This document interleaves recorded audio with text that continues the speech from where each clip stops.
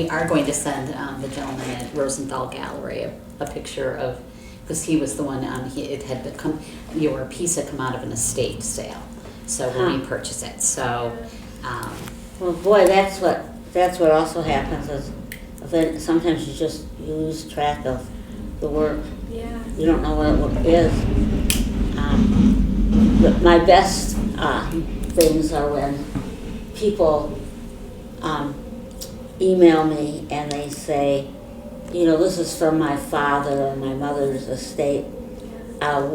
What should I do? Will you take it back? Oh, yeah. And I always say, no, I will not take it it's yours. back. Yeah, Right. we walked around and we came by, we walked down in front of Rosenthal Gallery and we're like, let's go in, we've never been in here before, so we buzzed us in.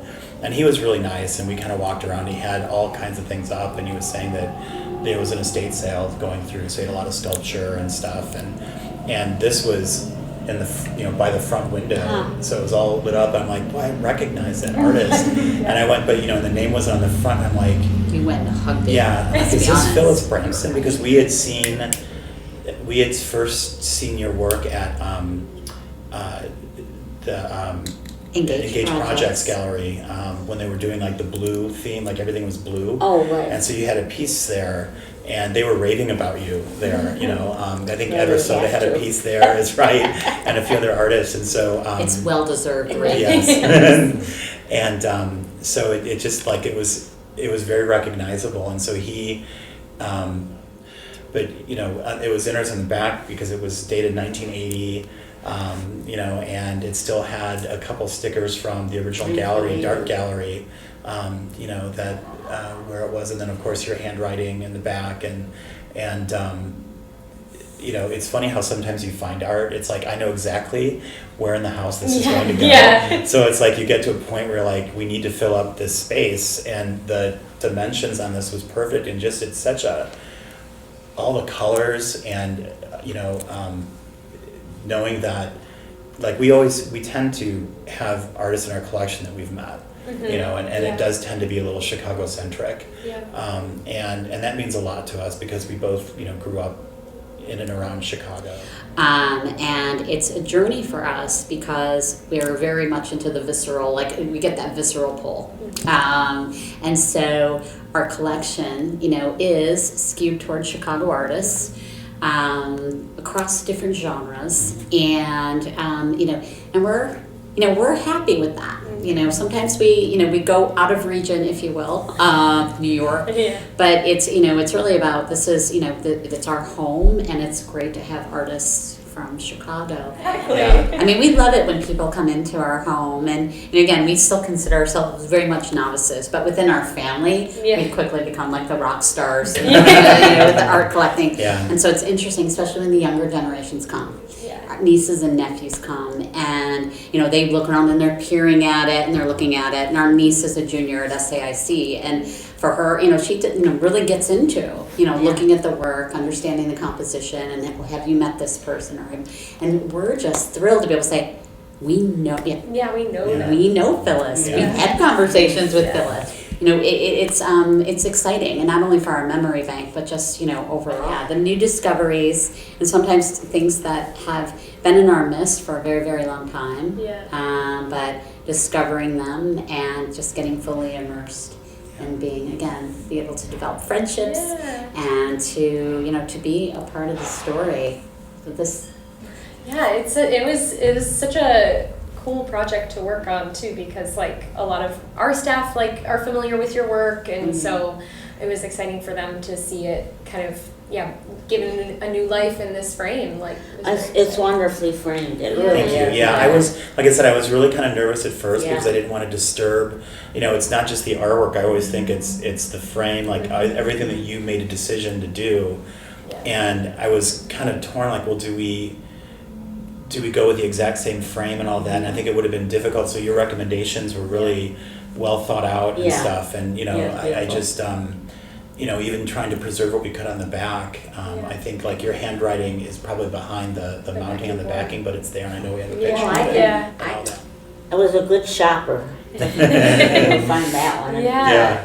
I know, and the hand with the fan is Yeah. is beautiful. Yeah. I mean, I still do add things, but this was just an interesting series. Yeah, Yeah. Because I think I worked on all of them at the same time. yeah. Yeah.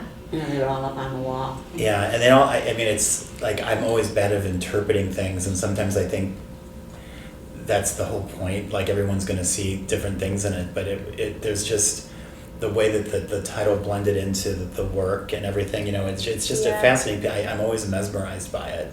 And the colors that you've chosen to put in, and like I'm not, you know, I still don't understand a lot of the imagery that's in it, kind of, and maybe it'll come to me eventually, Yeah. but to see what Well, your now whole that you series get to- was, you know, I don't know if maybe the whole series did the whole series sort of tell a story, or were they just sort of Not loosely really. related in a way? Yeah. They're really, my work has always, I call it having an abstracted narrative, because I'm not really, there's nothing quite specific about what it is.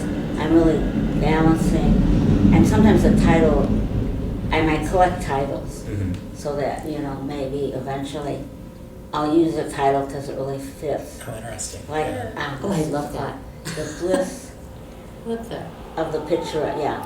I saw something, I read something about the bliss of the picturesque. Yeah.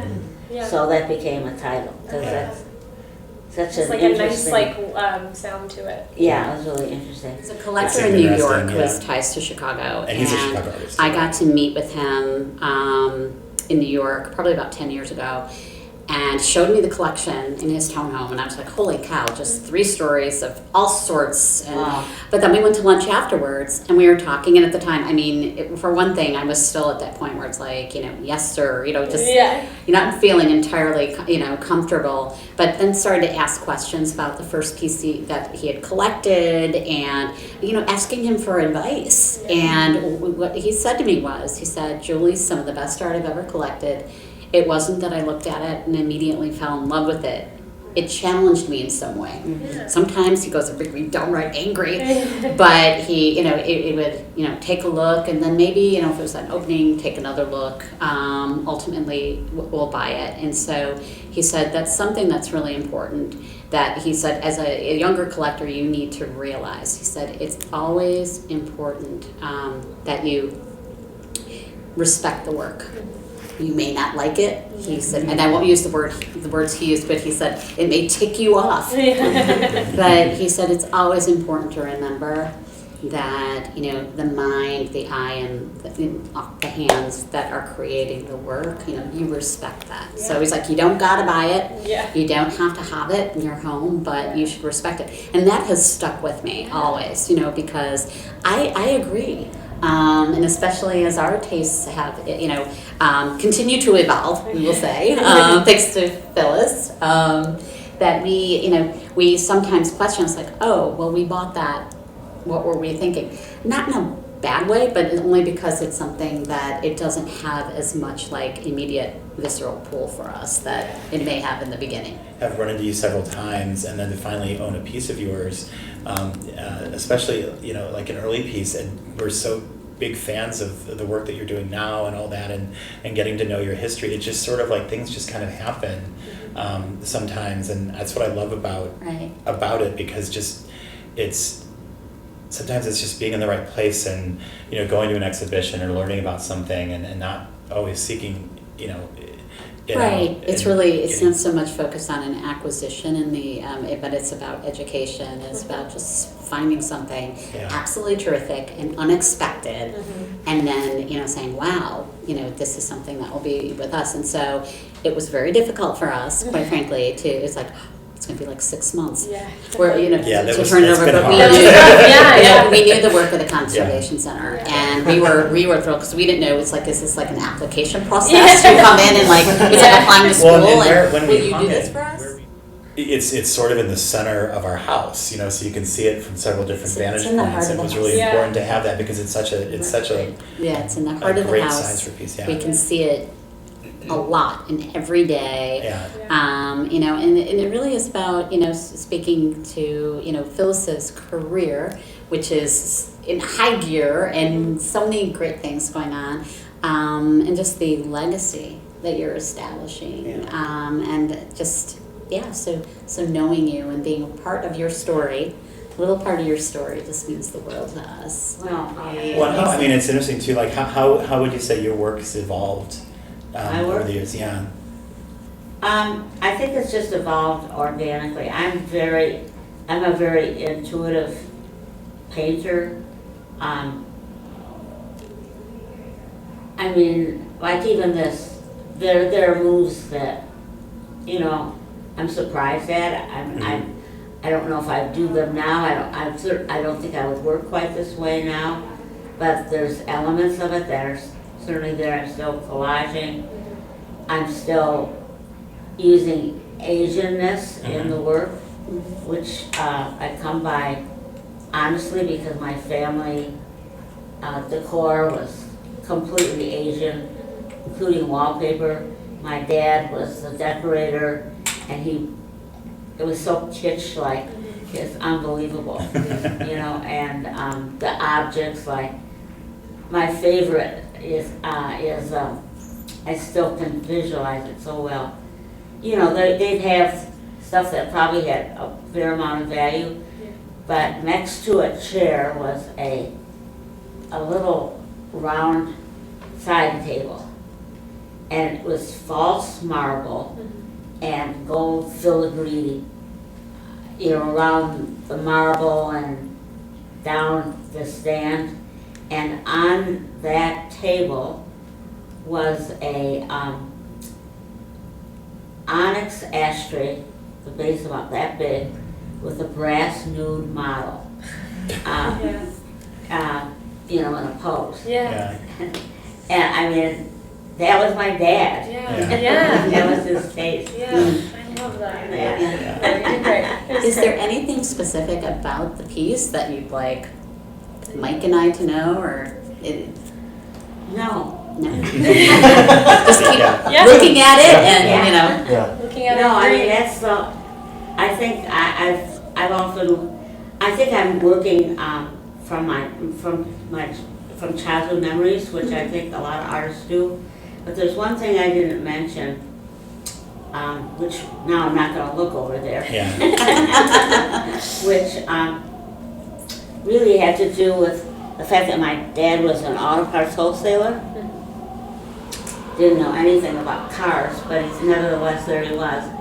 And at Christmas time he would get boxes and boxes of Christmas cards and calendars and pens and cups that turned upside down and were nude. Yeah. And so the information about the Christmas cards didn't really hit me till maybe about 8 years ago when somebody asked a question in the audience.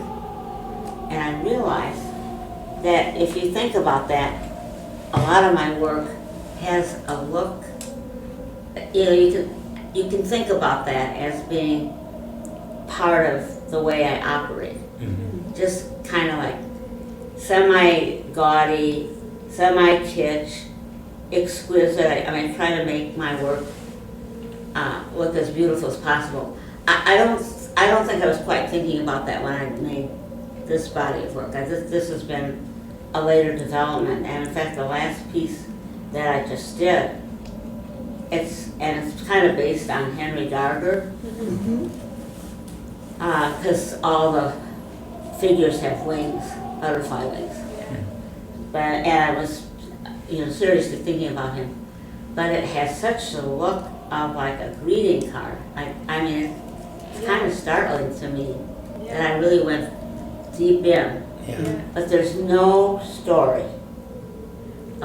You know, no narrative. No, it looks like there's a story, and that there's not a story. Yeah. Because you want the viewer to work for it. So viewers like me will work for it. Well, I make it never happen. thought about it that way.